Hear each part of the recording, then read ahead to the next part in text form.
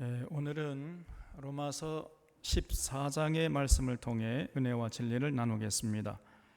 로마서는 크게 두 부분으로 나눌 수 있다고 말씀드렸습니다. 1장부터 11장까지는 죄에 물든 영혼 속에 어떻게 해서 이 하늘의 생명이 뿌리를 내리고 성숙한 신앙인으로 자라나게 되는지를 말씀하고 있다고 말씀드렸죠. 그리고 이제 12장부터는 16장까지 성숙한 신앙인이 이 땅에 사는 동안 과연 어떤 삶을 살아가야 하는지에 대한 이 윤리적인 차원의 말씀들로 채워져 있습니다. 그런 연장선상에서 오늘 로마서 14장은 당시 로마 교회 교인들끼리의 어떤 이런 인간관계에 대해서 집중적으로 말씀하고 있어요. 그래서 14장을 제대로 이해하려면은 당시 로마 교회의 그 상황을 조금 이해할 필요가 있습니다. 당시 로마 교회는 별로 중요하지 않은 문제, 그러니까 비본질적인 이 문제를 가지고 교우들끼리 갈등하고 반목하고 있었던 것으로 보여요. 이것을 소위 아디아포라 문제라고 합니다. 아디아포라는 이 헬란 말인데 대수롭지 않은, 별로 중요하지 않은 이런 뜻이에요. 그러니까 아디아포라 문제라는 것은 성경에 이렇게 하라 저렇게 하라 이렇게 명확한 말씀이 없기 때문에 성도들마다, 교인들마다 뭐 각자 자기식으로 하는 거지요. 그러다 보니까 이제 서로 맞지 않으니까요. 왜 당신은 나처럼 하지 않느냐? 내가 맞다, 아니다, 내가 맞다 이러면서 이제 서로 갈등하고 반목하는 거지요. 신앙의 어떤 본질적인 문제라면은 얼굴을 붉히고 논쟁하면서 끝장 토론도 하고 해야지요. 그런데 그런 본질적인 문제가 아니고 별로 중요하지 않은 문제란 말이에요. 그럼 비본질적인 문제를 가지고 서로 얼굴을 붉혀가면서 논쟁하고 또 서로 감정이 상하고 뭐 이렇게 한다면은 그것은 어리석은 모습 아닙니까? 이렇게 해도 상관없고 저렇게 해도 상관없는 문제를 가지고 반드시 이렇게 해야만 한다, 이렇게 서로 주장하면서 갈등한다면은 그거는 성숙하지 못한 자세지요. 근데 로마 교회가 그랬던 거예요. 로마 교회에 있었던 이 아디아포라 문제들은 두 가지였는데, 첫째는 우상에게 바쳐진 고기를 먹을 것인가 말 것인가, 이제 이런 문제였던 거예요. 그리고 두 번째는 안식일을 지키는데 안식일을 유대교처럼 지킬 것이냐, 아니면 우리가 이 유대교에서 나왔으니까 예수님이 부활하신 날을 기념하는 차원에서 안식 후 첫날 모여서 지킬 것이냐, 요거 가지고 이제 서로 설왕설래했던 거예요. 당시 로마 교인들 중에는 시장에서 판매되던 고기가 우상에게 바쳐진 제물이라는 이유로 꺼림칙하게 생각해서 아예 입에 대지 않으려고 하는 이런 사람들이 있었어요. 당시 이제 우상에게 바쳐진 제물이라는 건 대부분 양고기였죠. 그래서 양고기는 먹을 수 있잖아요. 먹어도 괜찮은데 믿음이 연약한 교우들은 저거는 뭐 우상에게 바쳐진 제물이다 그러면서 이제 먹기를 꺼려 했던 것입니다. 이런 상황에서 믿음이 좋은 사람은 이거 뭐 아무 문제가 없는 거야 그러면서 자기는 먹는 거예요. 먹으면서 이제 먹지 않으려고 하는 그런 사람들을 비웃었다는 거예요. 또 먹지 않은 사람은 저거는 우상에게 바쳐진 제물인데 왜 그걸 먹느냐 그러면서 이제 비난했던 거죠. 또 하나의 문제는 이제 안식일을 어느 요일에 지킬 것인가 하는 문제였는데, 유대교의 전통을 살려서 안식일을 토요일에 지켜야 한다는 사람이 있었는가 하면은 우리 주님이 부활하신 날 그 안식 후 첫날, 그러니까 오늘날 하면 주일이지요. 이 주일로 주일에 모여서 예배드리자 이렇게 주장하는 사람들이 있었던 거예요. 그런데 문제는 이들이 자기들의 주장만 옳다고 하는 거죠. 그러면서 이제 서로 반목하고 갈등했던 겁니다. 믿음이 강한 자들은 믿음이 약한 자를 업신여기고 믿음이 약한 자들은 믿음이 강한 자를 자꾸 비난했던 거죠. 이런 상황에서 바울이 그런 아디아포라 문제에 대한 해결책을 제시하는 내용이 바로 14장이에요. 결론부터 말씀드리면 음식과 절기 등의 문제로 교인들끼리 서로 비난하거나 반목하는 업신여기는 이런 행위하지 말라고 하는 거지요. 성숙한 믿음의 소유자들은 이제 신앙생활을 시작하는 믿음이 연약한 초보자들, 그런 사람들은 오히려 더 관심을 가지고 사랑으로 돌봐줄 거 아니에요. 그래서 그들을 진리의 길로 인도할 책임이 있다는 것이 로마서 14장의 핵심적인 내용입니다. 교회는요, 불완전한 사람들이 모인 공동체 아닙니까? 그렇기 때문에 아무래도 늘 문제가 생기게 돼 있어요. 교회는 천국, 하나님 나라를 지향하지만 아직 하나님 나라를 완성한 것은 아니잖아요. 그래서 부족한 사람들이 모인 공동체이기 때문에 여러 가지 문제가 생길 수 있습니다. 그런데 그 문제를 가만히 살펴보면요, 별로 중요하지 않은 문제들이에요. 근데 그런 문제를 그냥 크게 확대해가지고 서로 갈등하고 반목하는 거예요. 그건 굉장히 어리석은 것입니다. 그래서 그런 어떤 문제가 생길 때 그 문제를 어떻게 풀어가는지가 정말로 중요한 것이죠. 성숙한 성도들이 모인 공동체는 아주 지혜롭게 잘 처리해 나가는데, 그렇지 못한 공동체는 그런 조그마한 문제들 해결하지 못하고 갈등하고 분열하고 그러면서 서로 원수가 되고 그냥 막 산다 못 산다면 이렇게 나가는 것이죠. 이런 면에서 오늘 14장의 권면은 모든 교회에게 아주 중요한 가르침이 아닐 수 없는 것입니다. 1절을 보겠습니다. 믿음이 연약한 자를 너희가 받되 그의 의견을 비판하지 말라 그랬어요.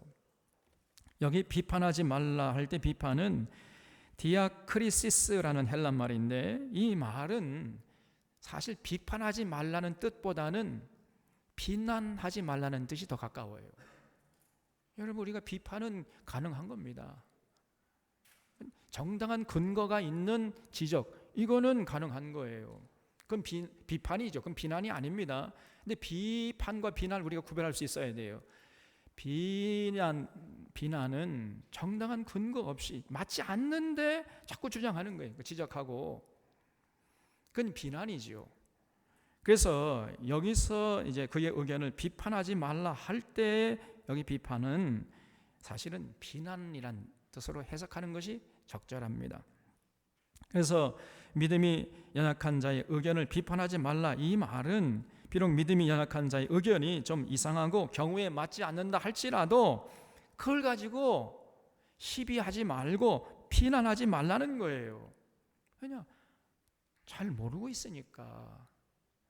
믿음이 연약한, 믿음의 초보자인데. 그래서 성숙한 신앙인들은 믿음이 연약한 자들의 의견을 경청하고 좀 더 바른 의견을 가질 수 있도록 도와주려고 하는 그런 자세를 잃지 말아야 한다는 거예요. 여러분, 오늘날에도 그래요. 교회 생활을 오래 한 사람들은 교회에서 사용하는 용어나 예식들, 예전들 이런 것들이 익숙해 있기 때문에 별다른 어려움을 느끼지 못하잖아요. 낯설지가 않습니다. 그러나 교회에 처음 발을 딛는 분들은 모든 것이 낯설어요. 상당히 적응하기가 어렵습니다, 여러분. 여기 주보에 여기 오늘 보면 롬 14-1-8 처음 보는 이 교인들은 이게 무슨 말인지 알 수가 없습니다. 우리는 딱 이건 로마서 14장 1절로 8절 말씀이구나 알 수 있는데 처음 오는 분들이 모른다니까. 이게 또 사도신경을 암송하는데 처음 오신 분들은 이 암송을 해봤어야지요. 그 남들은 다 열심히 눈을 감고 암송하는데 가만히 멀뚱멀뚱 서 있으려니까 이게 민망하지요. 당황스러운 것입니다.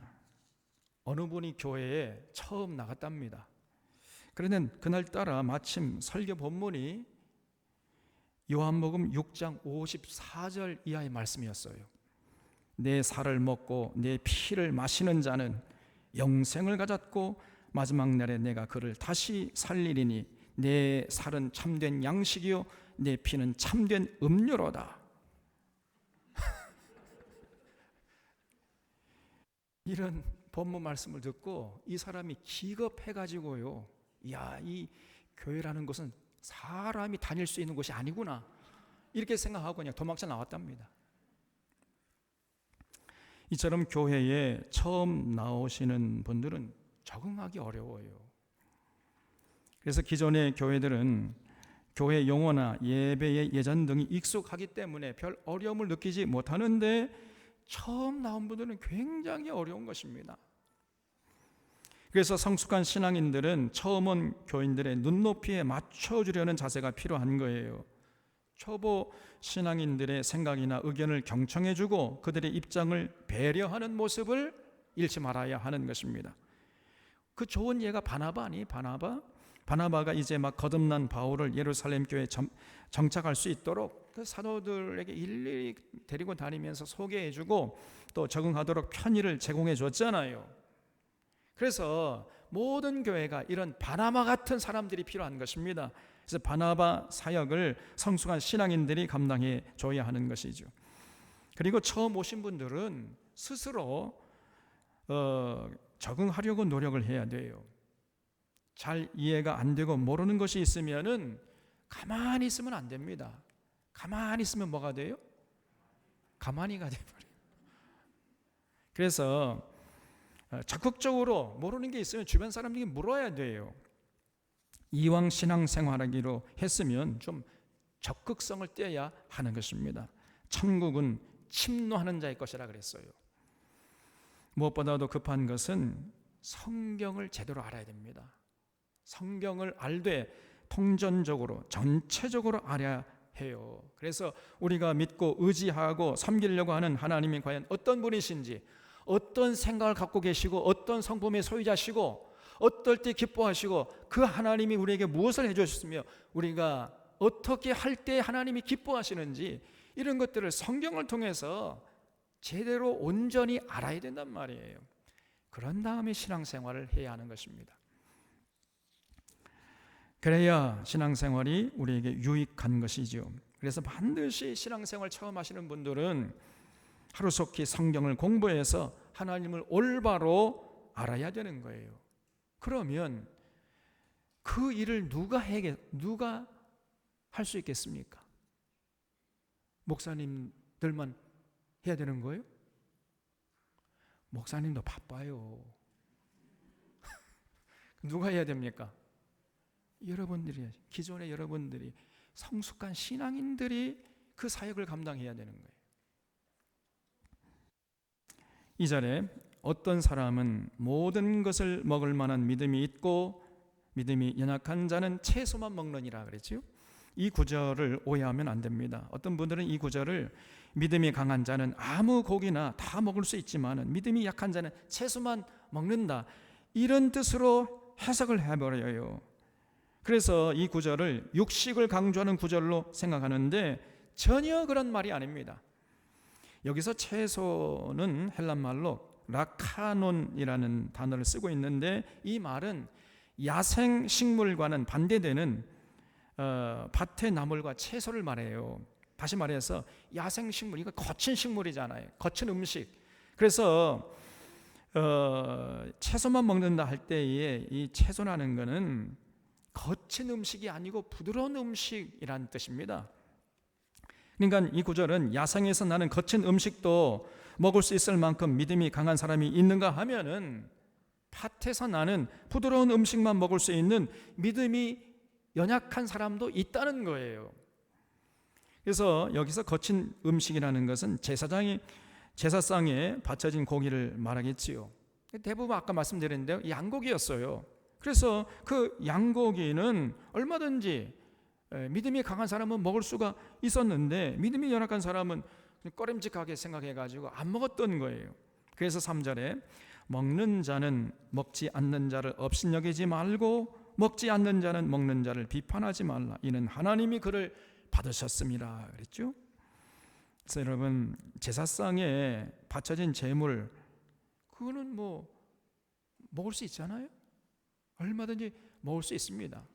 또 먹기 싫으면 안 먹으면 되는 거예요.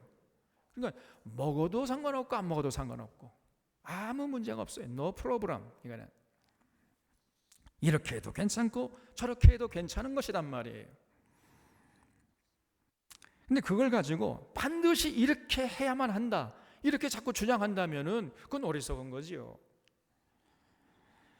그래서 먹는 자는 먹지 않는 자를 업신여기지 말고 먹지 않는 자는 먹는 자에게 왜 이걸 먹느냐라고 시비하지 말라는 것입니다. 이런 비본질적인 걸 가지고 내가 옳으니 네가 옳으니 하지 말라는 거예요. 근데 주변에 보면은 꼭 이런 사람들이 있어요. 이게 별거 아닌 문제 가지고 거기에 자기 목숨을 거는 사람이 있다니까요. 아니, 중국집 가가지고 짜장면 먹어야 됩니까? 짬뽕 먹어야 됩니까? 뭘 먹어야 되는 거예요? 뭘 먹든지 상관없잖아요. 그게 무슨 문제가 되냔 말입니까? 이게. 그래서 이런 사소한 것에 목숨을 걸지 말라는 겁니다. 그것은 성숙한 신앙인이 취할 도리가 아니라는 거예요. 4절에 남의 하인을 비판하는 너는 누구냐? 그가 서 있는 것이나 넘어지는 것이 자기 주인에게 있음에 그가 세움을 받으리니 이는 그를 세우시는 권능이 주께 있음이라 그랬지요. 우리 모든 믿는 자들은 하나님의 종들 아닙니까? 그러니까 하나님의 종들은 누가 판단해요? 하나님이 판단하실 것이라는 거예요. 그래서 그런 비본질적인 문제 가지고 서로 판단하면서 시비하고 정죄하고 이렇게 하지 말라는 거지요. 판단하고 정죄하는 것은 하나님께 맡기고 그건 하나님의 일이니까 우리가 해야 할 일은 뭐냐? 서로 위로하고 서로 사랑하고 서로 섬기고 격려하는 그 일은 우리가 해야 한단 말이에요. 거기에 집중하라는 것입니다. 5절에 어떤 사람은 이 날을 저 날보다 낮게 여기고 어떤 사람은 모든 날을 같게 여기나니 각각 자기의 마음으로 확정할지니라 그랬지요. 두 번째 이 로마 교회의 그 아디아포라 문제가 바로 안식일 문제였다는 것을 여기서 알 수 있어요. 아직도 유대교의 영향권에서 벗어나지 못하고 있는 믿음이 약한 사람들은요, 전통대로 안식일을 중요하게 여기고 안식일에 모여 예배드리자. 다시 말해 금요일 해 지는 시간부터 시작해가지고 토요일 해 질 때까지 그때 이제 안식일 지켰잖아요. 그래서 금요일하고 토요일, 그러니까 토요일을 안식일로 지키자 이렇게 주장했던 것이고, 어떤 사람들은 아니 뭐 토요일만 중요한 날이냐? 뭐 꼭 그렇게 할 필요가 있느냐? 날은 다 같은 날인데. 그러면서 이왕이면 우리 주님이 부활하신 안식 후 첫날 모여서 우리가 안식일을 갖자, 예배드리자 이렇게 주장했던 것입니다. 6절에 나를 중히 여기는 자도 주를 위하여 중히 여기고 먹는 자도 주를 위하여 먹으니 이는 하나님께 감사함이요 먹지 않는 자도 주를 위하여 먹지 아니하며 하나님께 감사하느니라. 우리 중에 누구든지 자기를 위하여 사는 자가 없고 자기를 위하여 죽는 자도 없도다 그랬지. 그러니까 바울의 말은 그런 사소한 문제 가지고 서로 갈등하고 비난하면서 싸우지 말라는 겁니다. 당신 주장이나 내 주장이나 대동소이하다는 거예요. 우리 모두가 사실 다 주님을 위해 살겠다고 결심하고 모인 자들이 아니냐는 겁니다. 그래서 그런 별로 중요하지 않은 문제, 비본질적인 문제 가지고 시비하고 비난하면서 갈등하지 말라는 것이요. 그래서 8절에 우리가 살아도 주를 위하여 살고 죽어도 주를 위하여 죽나니 그러므로 사나 죽으나 우리가 주의 것이로다. 그렇죠?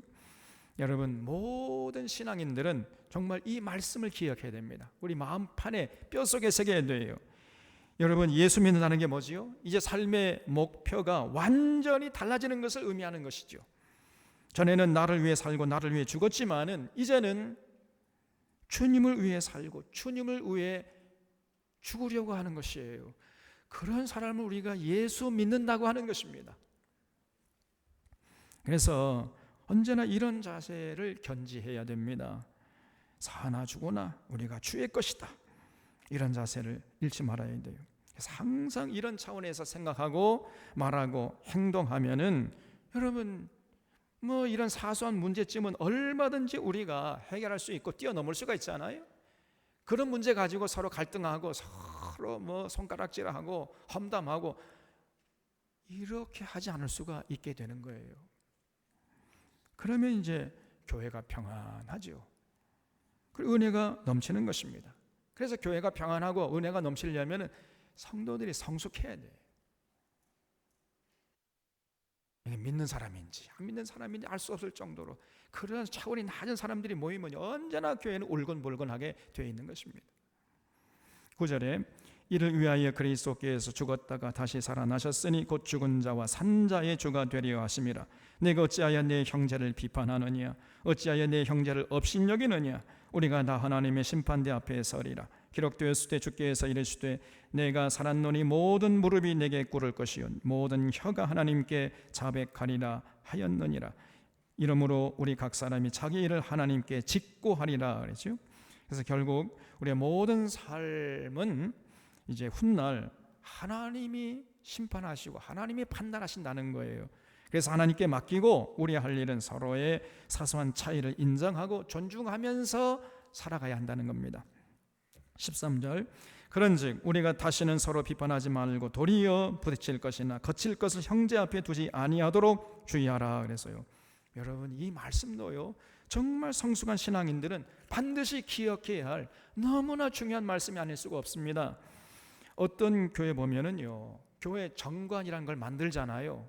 물론 교회 정관은 다 필요합니다. 반드시 있어야 돼요. 그런데 어떤 교회 정관을 너무나 자세하게 만들어놨어요. 아주 세밀하게 정관이 있고 또 시행세칙까지 만들어 놔가지고 그대로 해야 된다는 거예요. 그대로. 여러분 물론 정관이 필요하지만은 그러나 정관은 너무 자세하게 하면 안 돼요. 그것이 지혜입니다. 여러분 교회 정관은요 좀 헐렁헐렁해야 할 줄로 믿습니다. 왜 이렇게 세상이 조용합니까? 정말이에요. 교회 정관은 헐렁해야 돼. 교회는 이윤을 추구하는 회사가 아니잖아요. 성령님의 인도하심을 받는 공동체요 사랑의 공동체입니다. 교회가 성령님의 인도하심을 받기 위해서는 가급적이면 인간이 만든 어떤 규칙이나 법들 이런 것이 없으면 없을수록 좋은 것입니다. 그래서 최소화시키는 것이 그 지혜예요. 일단 법을 만들어 놓으면 거기에 발목이 딱 묶여버리잖아요. 그래야 여러분 우리가 이런 법들이 없어야 성령님의 인도하심 받을 수 있는 거 아닙니까? 법을 다 만들어 그 법대로 하자 그러면 어떻게 되는 거예요? 성령님의 인도함을 받는 공동체가 아니라 사람이 만든 그 법의 인도함을 받는 공동체가 돼버리잖아요. 제 말이 맞아요 틀려요? 일리가 있습니까 없습니까? 있잖아요. 그래서 여러분 교회의 법이라는 사람들이 만든 법이라는 것은 최소화할수록 좋은 것이에요. 그리고 교회는요 최고의 법이 이미 만들지 않아도 사람들이 만들지 않아도 최고의 법이 이미 있습니다. 그 법은 뭐요? 그렇죠. 사랑의 법이에요. 사랑의 법. 야 우리 확실히 사랑교회가 수준이 높습니다. 벌써 다 알고 계시잖아요. 그래서 우리의 모든 생각과 행동은 주님의 사랑이라는 이 최고의 법에 근거해서 생각하고 판단하고 결정하고 시행하는 거예요. 그러면요 교회가 평안합니다. 아무런 문제가 없어요. 이것이 성령 공동체의 특징이고 성숙한 신앙인이 잃지 말아야 할 자세임을 잊지 마시기를 바랍니다. 14절에 내가 주 예수 안에서 알고 확신하노니 무엇이든지 스스로 속된 것이 없으되 다만 속되게 여기는 그 사람에게는 속되니라. 만일 음식으로 말미암아 내 형제가 근심하게 되면 이는 내가 사랑으로 행하지 아니함이라. 그리스도께서 대신하여 죽으신 형제를 내 음식으로 망하게 하지 말라. 그러므로 너희의 선한 것이 비방을 받지 않게 하라 그래서요. 그래서 우리가 먹고 마시는 것뿐 아니라 범사에 사랑으로 행하려고 해야 돼요. 범사에. 아무리 좋은 선행도요, 사랑으로 하지 않으면 그러면은 그것은 별 가치가 없습니다. 여러분, 사랑으로 행하지 않는 선행, 그건 사실은 좀 심하게 말하면 위선이죠. 하나님이 기뻐하지 않습니다, 여러분. 그리고 그 사람에게 유익이 되지 않아요. 선행은 사랑으로 해야 돼, 반드시. 기쁨으로, 감사함으로, 자발적으로, 사랑으로. 그래서 만약에 우상에게 바쳐진 제물을 먹는 것으로 형제가 실족하면, 여러분, 나는 먹을 수 있는 어떤 신앙이 있어도 먹지 않아야 되는 것이요. 그게 사랑의 법입니다. 그렇게 규칙을 만들어 놓지 않아도 얼마든지 그렇게 생각하고 판단하고 행동할 수 있는 거예요. 이것이 성숙한 신앙인의 자세인 거죠. 17절에 하나님의 나라는 먹는 것과 마시는 것이 아니요 오직 성령 안에 있는 의와 평강과 희락이라 그랬어요. 여러분, 17절에 줄을 쳐주시고요, 별표 10개 해주시기 바랍니다. 여러분, 이 구절이 오늘 14장의 핵심 되는 내용이에요. 교회는 하나님 나라를 지향하고 추구하는 공동체지요. 예수님이 너희가 기도할 때 이렇게 기도하라 하시면서 하나님 나라가 이 땅에 임하도록 기도하라고 가르쳐 주셨잖아요. 그리고 너희는 먼저 그의 나라와 그의 의를 구하라. 먼저 하나님 나라와 하나님의 의를 구하라고 가르쳐 주셨습니다. 그래서 교회는 하나님 나라를 지향하고 추구하는 그런 공동체라고 할 수가 있는데, 자, 그렇다면 그 하나님의 나라가 어떤 나라입니까? 우리가 알아야 추구할 수 있을 거 아닙니까? 여러분, 먼저 하나님 나라는 먹고 마시는 나라가 아니라고 그랬어요. 하나님 나라를 먹고 마시는 것으로 생각하는 사람은 하나님 나라에 가면은 실망할 것입니다. 여러분, 중국 왕을 천자라고 하잖아요. 하늘이 내린 귀한 자이기 때문에 이 천자들은요, 우리 같은 서민들이 먹는 음식 안 먹습니다. 우리가 듣도 보도 못한 진귀한 음식을 구하다 먹어요. 이 사람들 마시는 물도요, 우리 같은 물이 아닙니다. 천자가 마시는 물, 어떤 물을 마실까요? 네? 진로를 마셔요. 진로. 진로가 뭐예요? 이슬. 아침 이슬 받아 마십니다. 아침 이슬이 진로 아니에요?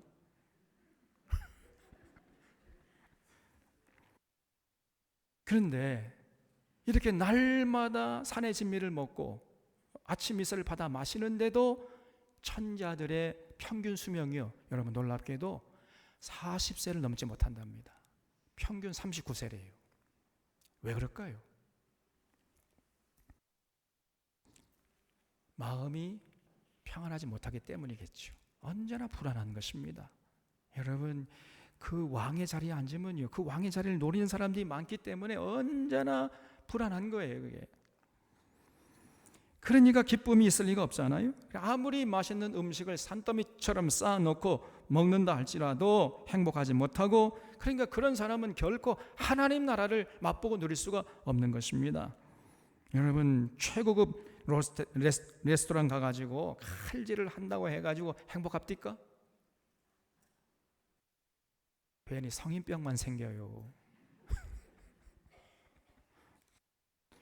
그런다고 해서 하나님 나라를 맛볼 수 있는 게 아니란 말이에요. 하나님 나라는 먹고 마시는 데 있지 않다 그랬잖아요. 자, 그러면 하나님 나라는 과연 어떤 나라입니까? 하나님 나라는 오늘 바울이 굉장히 중요한 얘기를 했어요. 성령 안에서 의와 평강과 희락을 누리는 나라라 했습니다. 여러분, 우리를 진실로 행복하는 것들이 바로 이런 것들이잖아요. 물질보다 의와 평강과 희락을 누릴 때 우리가 행복할 수 있는 거지요. 자, 그렇다면 의가 무엇이에요? 의라는 것은 하나님과 막힌 담이 없는 것이고 이웃과 막힌 담이 없는 상태를 말합니다. 그게 바로 의로운 것이에요. 하나님과 막힌 담이 있고 이웃과 막힌 담이 있는 사람은 절대로 의로운 사람이라고 할 수가 없는 거잖아요. 하나님께 나와서 예배 드릴지도 모르고 이웃을 항상 미워하고 시기하고 질투하고 싸우고 다투고 이런 사람을 어떻게 우리가 의롭다 할 수 있겠습니까? 그래서 의로움이라는 것은 이웃과의 관계 속에서 막힌담이 없는 상태를 말하는 것입니다. 또 그러면 평강이 뭐예요? 평강이라는 것은 의를 통해 누리는 마음의 평화를 말하는 거예요. 하나님과 막힌담이 없을 때 우리 마음의 평강이 임하는 것입니다. 이웃과 막힌담이 없을 때 우리에게 마음의 평강이 임하는 거예요. 반대로 하나님과 막힌담이 있고 이웃과의 막힌담이 있으면은 평강이 사라집니다. 평강을 누릴 수가 없는 거예요.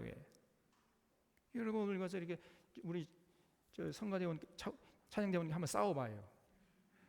하루 종일 마음의 평강이 사라집니다. 그래서 이웃에게 얼굴을 붉히고 살게 되면 우리의 삶의 평강이 사라지는 거죠. 또 희락은 의와 평강의 사람이 누리게 되는 자연스러운 열매입니다. 의롭고 평강을 누리는 사람은 그 마음의 희락, 기쁨이 샘솟듯이 솟아나는 거예요. 이렇게 하나님 나라는 의와 평강과 희락을 누리는 나라라 그랬어요. 그래서 우리로 하여금 진실로 행복하게 하고 살맛나게 만들어주는 나라가 바로 하나님 나라인 것입니다. 그래서 우리는 반드시 하나님 나라를 맛보고 누려야 돼요.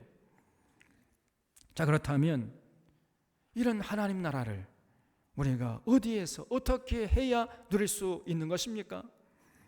이것이 중요한데, 하나님 나라는 여러분 우리가 전심으로 하나님의 통치를 받고자 할 때, 다시 말씀드려서 하나님 말씀에 순종하는 삶을 살아갈 때 그 삶의 현장에서 맛보고 누릴 수 있는 것입니다. 여러분, 하나님이 통치하신 나라가 하나님 나라예요. 다른 곳이 아닙니다. 그곳에 의와 평강과 희락이 넘쳐나는 것입니다. 그래서 우리가 찬송가 있잖아요. 495장에 높은 산이 거친들이 초막이나 궁궐이나 내 주 예수 모신 곳이 그 어디나 하늘나라 그랬죠. 그 어디나 하늘나라. 할렐루야 찬양하세. 내 모든 죄 사함 받고 주 예수와 동행하니 그 어디나 하늘나라 그랬어요. 높은 산이라 할지라도 거친 들판이라 할지라도 예수님 모시고 그 하나님의 통치를 받고 살아가면 그 사람의 삶 속에 하나님 나라가 임하게 되는 겁니다. 의와 평강과 기쁨을 맛보고 누리는 이런 삶을 살 수가 있게 되는 거예요. 그리고 만약에 가정이 그렇게 하나님의 통치를 받게 되면 그 가정에 하나님 나라가 이루어지는 것입니다. 친구들끼리 우정을 나눌 때 하나님의 통치를 받으면서 우정을 나누면 그 우정 속에 하나님 나라가 임하는 거예요. 그 친구들과 우정을 나누면서 진정한 의로움과 평강과 기쁨을 맛보고 누리게 되는 것입니다.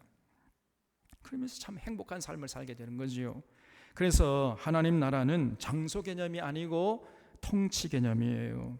우리가 하나님의 통치를 받기만 하면 우리는 언제 어디서라도 하나님 나라를 맛보고 누릴 수가 있게 되는 것입니다. 참으로 의롭고 평강을 누리면서 기쁨으로 살아갈 수 있게 되는 거예요. 반대로 하나님 말씀에 순종하지 않고 하나님의 통치를 받아들이지 않고 거부하는 사람들은 절대로 의와 평강과 기쁨의 하나님 나라를 맛볼 수 없습니다. 아담과 하와가 하나님 말씀을 무시하고 선악과를 다 먹었잖아요. 먹을 때까지는 좋았는데 다 먹은 다음에 어떻게 되었습니까? 갑자기 하나님 만나는 게 두려워졌잖아요. 하나님과 담이 생긴 거지요. 의로움이 깨져버린 겁니다. 그래서 하나님이 찾아오는 소리를 듣고 저 동산 나무 뒤에 가 숨어버렸잖아요. 관계가 깨지니까 평강이 깨졌어요. 두려움이 임했습니다. 기쁨이 순식간에 사라져버린 거예요. 여러분, 하나님의 통치를 거부하고 내 멋대로 살게 되면 우리를 행복하게 해주는 의와 평강과 희락이 순식간에 사라져버리는 거예요. 이것이 만고불변의 진리인 것입니다. 그래서 내 이웃을 내 몸과 같이 사랑하라는 이 하나님의 말씀을 무시하고 내 욕심대로 나만을 위해서 내 중심적으로 이렇게 이웃과 담을 쌓고 사는 사람은 절대로 의와 평강과 희락의 하나님 나라를 맛볼 수가 없습니다. 왜냐하면 하나님의 통치를 거부하잖아요. 지금 여리고의 삭개오가 바로 그 대표적인 사람이었던 것입니다. 별것 아닌 문제 가지고 갈등하면서 미워하고 분노로 사는 사람들도 바로 의와 평강과 희락의 하나님 나라를 누리지 못하게 돼요. 그래서 조심해야 됩니다. 여러분, 시어머니 미워하고 또 며느리 미워하면서 사는데 어떻게 의와 평강과 희락의 하나님 나라를 맛볼 수 있겠습니까? 예? 그런 사람은 자기가 입으로는 하나님 사랑한다고 하지만 삶으로는 하나님의 통치를 거부하는 거예요. 지금 그런 사람은 절대로 의와 평강과 희락의 하나님 나라를 맛볼 수 없습니다.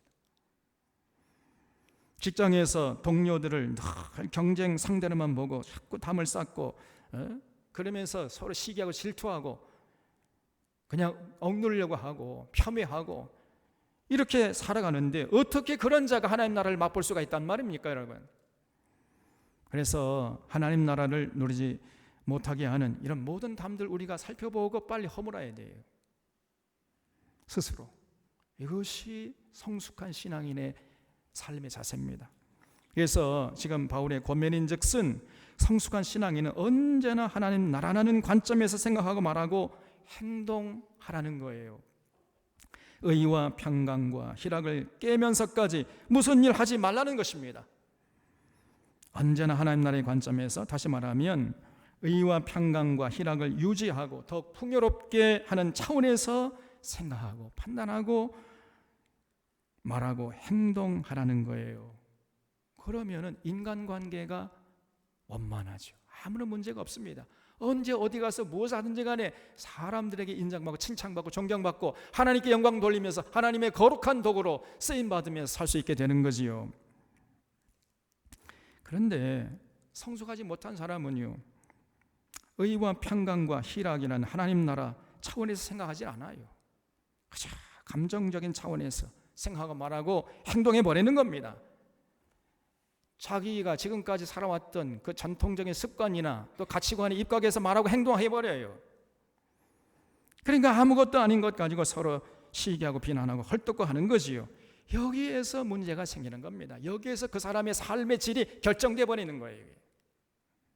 그래서 18절에 이로써 그리스도를 섬기는 자는 하나님을 기쁘시게 하며 사람에게도 칭찬을 받느니라. 그러므로 우리가 화평의 일과 서로 덕을 세우는 일을 힘쓰나니 그랬죠. 그래서 성숙한 신앙인은 언제나 하나님 나라의 관점에서 생각하고 말하고 판단하고 행동하기 때문에 자연스럽게 그 인간관계가 원만하고, 그러니까 가는 곳마다 화평의 열매를 맺어요. 평화를 만들어내는 피스메이커의 삶을 살게 되는 겁니다. 그리고 덕을 세우는 일에 힘쓰게 되는 거지요. 언제나 그 삶의 에너지가 밝아요. 맑고 밝습니다. 어떤 사람 보면 항상 삶의 에너지가 어두워요. 참 신앙인으로서는 이건 부끄러운 모습이죠. 20절에 음식으로 말미암아 하나님의 사업을 무너지게 하지 말라. 만물이 다 깨끗하되 거리낌으로 먹는 사람에게는 악한 것이라 그랬어요. 그래서 우리는 그 누구도 거리낌으로 먹게 하도록 하면 안 되는 거지요. 자기는 먹을 수 있다고 믿음이 약한 교우에게 괜찮아, 먹어도 괜찮다니까 이렇게 강요하지 말라는 것입니다, 여러분. 마음이 내키지 않는데 강요해서 먹는다면은 그러면 그것은 그 사람에게 유익한 게 아니에요. 그래서 그냥 안 먹겠다고 하면은 그냥 비웃지 말고 그냥 그걸 존중해 주십시오. 그 사람의 의견을. 그리고 그 앞에서 그러면 아이고 나 잘 됐습니다. 나 혼자 먹겠습니다. 그래서 먹어야 되겠습니까? 아니죠. 그 사람을 배려하고 존중하는 차원에서 나도 먹지 않는 거예요. 안 먹을 때에도 당신이 안 먹으니까 아이 밥맛 떨어졌다 그러면서 안 먹지 말고 어떻게 안 먹어야 돼? 아이고 어제 내가 너무 많이 먹어가지고 갑자기 그만 먹어야 되겠다 생각이 들었습니다. 그러면서 이렇게 상대방을 배려하면서 항상 그렇게 자연스럽게 상대방과 호흡을 같이 맞춰주라는 거예요. 이게 성숙한 신앙인의 자세라는 것입니다. 이런 따스한 마음의 소유자가 진실로 성숙한 신앙인이지요. 21절에 고기도 그리 먹지 아니하고 포도주도 마시지 아니하고 무엇이든지 내 형제로 거리끼게 하는 일을 아니함이 아름다우니라 그랬지요. 그래서 여러분, 최고의 사랑은요, 이웃을 배려하는 것입니다. 자신은 먹을 수 있는 강한 믿음이 있지만은 믿음이 연약한 형제를 위해 먹지 않는 거예요. 포도주도 마실 수 있지요. 그러나 믿음이 약한 자를 위해서 마시지 않는 겁니다. 그래서 형제로 거리끼지 않게 배려하는 것이 성숙한 신앙인의 자세라는 거지요. 또 반대로 오늘날 우리 중에 어떤 사람들은요, 자기는 이제 음식을 가려 먹는다 해가지고 음식 가려 먹지 않는 사람을 보고 자꾸 막 핀잔을 주고 무시하고 말이죠. 비난을 해대요. 이제 레위기에 보면 이 성경 이거 이 고기 먹지 말라고 그랬는데 이 뭐 돼지고기 먹지 개고기 먹지 마 왜 자꾸 먹느냐 그러면서 먹고 있는데 핀잔을 줘 또. 그렇게 하지 말라는 겁니다, 여러분. 그 사람 지금 성경을 모르고 있잖아요. 그럼 어떻게 해야 돼 우리가? 같이 맛있게 맛있게 먹어요?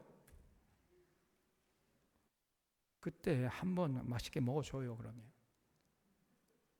그리고 나중에 성경을 잘 가르치면서 사실 여찰체에서 가급적이면은 돼지고기나 이 개고기 이런 건 먹으면 안 된다, 이렇게 성경을 가르쳐 주란 말이에요. 이것이 성숙한 신앙인의 자세라는 겁니다. 22절에 내게 있는 믿음을 하나님 앞에서 스스로 가지고 있으라. 자기가 옳다 하는 바로 자기를 정죄하지 아니하는 자는 복이 있도다. 의심하고 먹는 자는 정죄되었나니 이는 믿음을 따라 하지 아니하였기 때문이라. 믿음을 따라 하지 아니하는 것은 다 죄니라 그랬지요. 자기 양심에 비춰봐서 이것은 못된 짓이 아니라고 생각하면 그것은요, 설령 객관적으로 못된 짓이라 하더라도 죄가 안 된다는 것이요.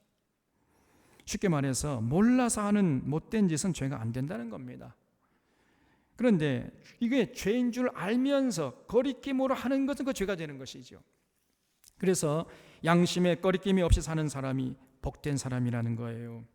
여러분, 양심이 어떤 것이죠? 양심은 성령께서 임재하시는 거룩한 장소 아닙니까? 성령님이 우리 안에 내주하실 때 어디에 거주하세요? 손바닥에 거주하실까요? 성령님이 어디에 거주하십니까? 우리의 양심에 거주하세요. 양심에. 그래서 양심을 거스린다는 것은 곧 성령님을 거스리는 것이 되는 거예요. 그래서 양심이 거리끼는데 먹으면 안 되고, 또 양심이 거리낀다고 하는데 자꾸 먹으라고 권하면 안 된단 말이죠. 그래서 양심이 거리낄 때에는 고기도 먹지 않고 포도주도 마시지 않아야 됩니다. 범사에 거리끼지 않게 사는 것, 이것이 지혜고 이것이 복된 인생이라는 거지요. 성숙한 신앙인은 언제나 하나님 나라의 관점에서 바라보고 생각하고 판단하고 행동하는 것입니다. 쉽게 말하면 언제나 좀 넓게 보고 크게 보고 전체적으로 보려고 하는 거예요. 그런 자세를 잃지 않는 것입니다. 좁게 보는 사람은요, 가만히 보면 언제나 자기중심적이에요. 자기중심적. 그러다 보니까 이웃과의 조그마한 차이도, 조그마한 의견 차이도 용납하지 못하고 그걸 해소하지 못하고 갈등하면서 아파하는 거예요. 그 문제 속에 쏙 들어가가지고 헤어나지를 못하는 것입니다. 참으로 안타까운 모습이지요. 그래서 자꾸 마음에 담을 쌓고 그 갈등을 일으니까 순식간에 의와 평강과 희락이 사라지자 버리잖아요. 하나님 나라를 맛보지 못하는 겁니다. 그러나 성숙한 신앙인은 전체를 보고 국가를 보고 더 나아가 하나님 나라의 관점에서 보면서 생각하고 판단하고 말하기 때문에, 그러니까 모든 문제가 원만하게 풀려가는 거예요. 아무런 문제가 안 돼요. 그리고 그런 차원에서 무한 책임을 느끼면서 더욱 정직하게 성실하게 자기 사명을 감당하려고 하는 것입니다. 그러니까 그 사람이 가는 곳마다 항상 의와 평강과 희락이 넘쳐나요. 하나님 나라를 맛보면서 영생에 잇대어서 살아가게 되는 것입니다. 우리 사론의 교우들이 바로 이런 성숙한 신앙인으로 끝까지 살아갈 수 있기를 바랍니다. 언제 어디에서 무엇을 한다 할지라도 하나님의 거룩한 도구로 쓰임받는 이 복된 삶이 되시기를 바랍니다. 하겠습니다. 고마우신 하나님 아버지,